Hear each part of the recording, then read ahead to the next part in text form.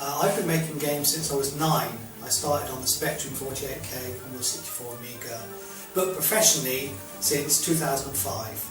And I've only been making games for about 3 years since I started work with Jake on Regions of Solitaire. That's quite a long time, really. Yeah, I really like making historical games and writing things set in the past, but obviously you've got to have a really fun protagonist.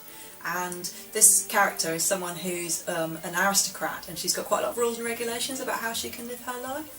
So a really good way of being able to break out of that, a little bit like Superman putting on his cape in the phone box, is to put on a costume and become someone else. So we've got a character who becomes a highwaywoman at night so that she can go out and right wrongs and swashbuckle, fight people, get involved with all sorts of shady characters that as her aristocratic daytime self she wouldn't normally be allowed to interact with.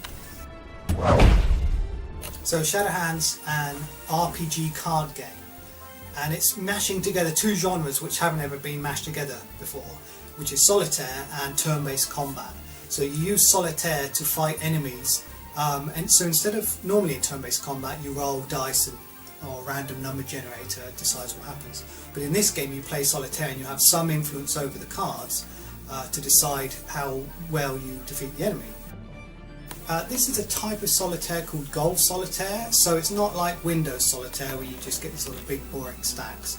This has got all kind of different layouts and you have to clear them by clearing one card higher or lower than the foundation. This game is ridiculously historically accurate. I'm quite a nerd when it comes to research, and I've spent a lot of time looking at every single detail of life in the 1770s as pertains to being a highwaywoman. So we've looked at the costumes, we've looked at the weapons, we've been ourselves to locations and taken photographs of various places that have then made it into the game. So for example, today I was working on a level based in some stables.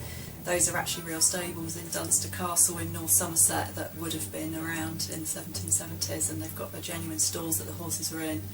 So we really tried to be as accurate as possible, and that's a lot of work, but also it makes a really great game world that's really coherent. All the colours work together, the scaling all works together, the costumes work with the backgrounds, and everything just fits.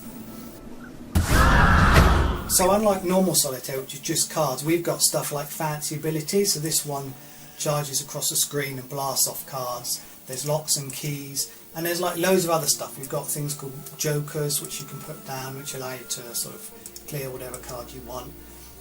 Yeah, there's loads of different abilities. So there are puzzle levels in the game like this, and then there's combat levels where you end up dueling against various different enemies.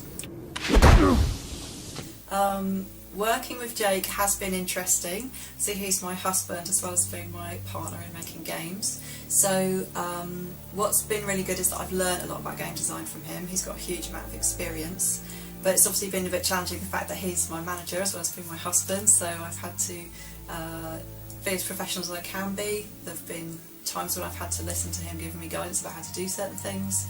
But at the same time I've had to bring some of my own skills in, so obviously I had a long career as a science writer before I got into making games, so I do know quite a lot about writing and editing, researching, things like that are actually my strengths, so I've brought them in, and I think together we work quite well as a team. We complement each other, and he's definitely said that I've given him some good ideas for the game design as well, so I think we work quite well together. So the game was developed in Blitz Max, which no one's ever heard of, but it's basically a sort of object-oriented basic language that sits on top of C++ libraries, so it compiles and runs as if it's a C++ game, but I can sort of modify the underlying code as well if I want to, and it uses DirectX or OpenGL. So it's a very easy language to sort of do things quickly, though my publisher would disagree. But it's good for me. It's really fun to sort of make games in. So this is the automated testing function for ShadowHand.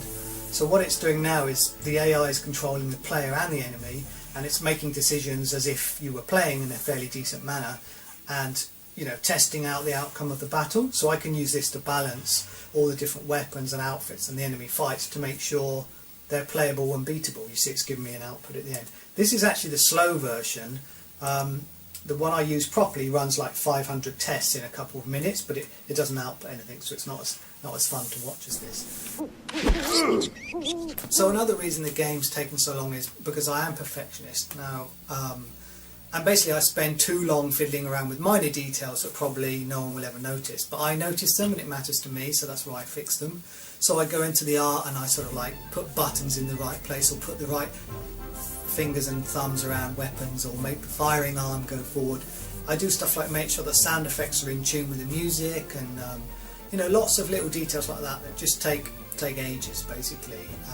And probably I could just slap the art and sound in and push the game out, but it wouldn't feel right to me, so that's why I do it.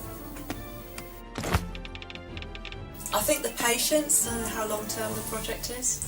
I'm quite a short term sort of person who quite likes to see quick results, so for me working on a project that takes several years is quite elaborate and involved. It's very satisfying at the end, but some of the stages in the middle where things seem very unfinished and very complicated is quite tough to get your head around.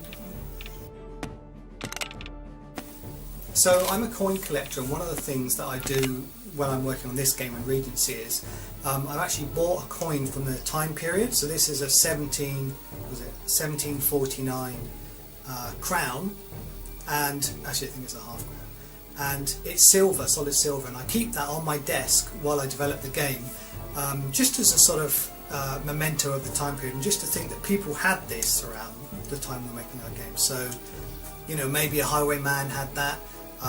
Maybe some, you know, corrupt magistrate, you know, maybe someone spent it in an inn for a night, and it's just kind of interesting, and it adds extra vibe to me while I make the game.